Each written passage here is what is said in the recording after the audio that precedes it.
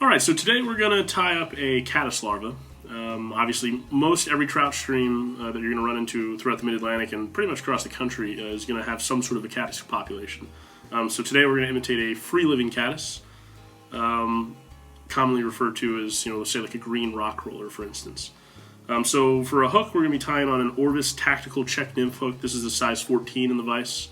I have that coupled with a 7/64, 2.8 millimeter black tungsten bead. So I'm going to take some lead wire, in this case 0.010 of an inch lead. You can certainly use 15, but I have 10 in front of me here. And just give yourself a number of wraps. It's going to add a little bit of weight, but also it's going to help center that bead on the on the hook. For thread today, we're going to be tying with some black Vivus 12/0. So you're just going to take your thread and start midway point on the hook shank and advance rearward. Take your scissors, nip that off. Next, we're going to tie in our ribbing material here. In this case, this is just some 5X monofilament. It could be any brand, really any size. 5 or 6 works best. And secure that down the shank. And we're going to run some wraps through our lead wire here to also help secure that as well. Run that again down backwards here. Keep that on my side of the hook. Next, we're going to tie in our shellback material. In this case, this is 1/8 inch sow scud back from Wapsi. You can use a variety of colors. This one happens to just be standard olive. But you can do tan, you can do clear, you can do light olive, dark olive. So lots of different options. Alright, so once we have that secured, good way down the bend of the hook here. We're going to switch to our dubbing. So today we're going to be using some Wapsi Life Cycle dubbing. This happens to be Caddis Olive. I'll tie this pattern in a couple different colors, anything from a pretty bright, caddis or insect green, almost like to a chartreuse, through tan, light olive, dark olive. Again, a variety of different options for colors here. I like this Life Cycle because it's a nice blend. It's got some natural materials in there, so you have some kind of bugginess, some guard furs, but also a lot of synthetic as well. You get a little bit of sparkle and flash, and they offer it in a variety of really nice, hatch matching colors. So dub down, as I always say, less is more with dubbing.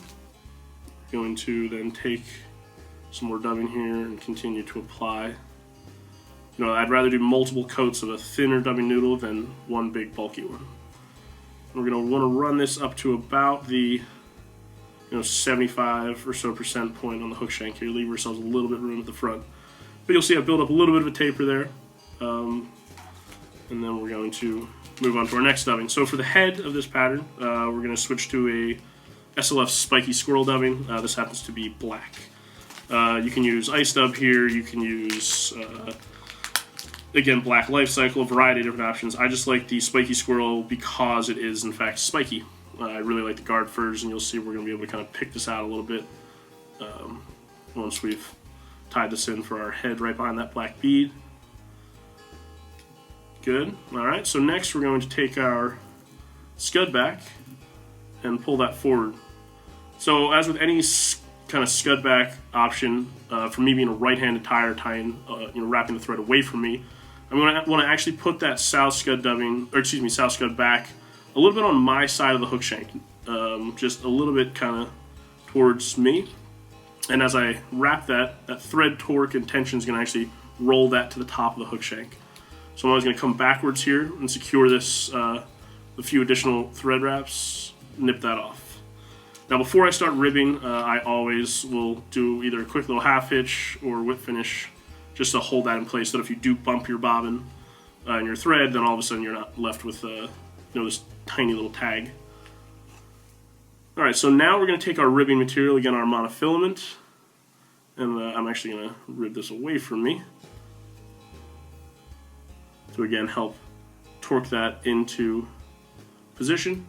So you'll see I'm doing a loose wrap and then applying some tension, a loose wrap, applying some tension, just giving it a nice kind of open spiral look. You're going to get a really, really cool segmented look for this fly. So monofilament is quite slippery, so I'm going to secure this with a couple thread wraps and go and do it again. Then we're going to nip our monofilament. And finally, we're going to whip finish our fly. I'm going to add a little bit of super glue here. Again, Wapsi Z-Men, Fly Tiger's Z-Men is some of my favorite. Just apply a bit of that to the thread and wrap our thread right on top. Go to our whip finisher and finish our fly. And there we have it.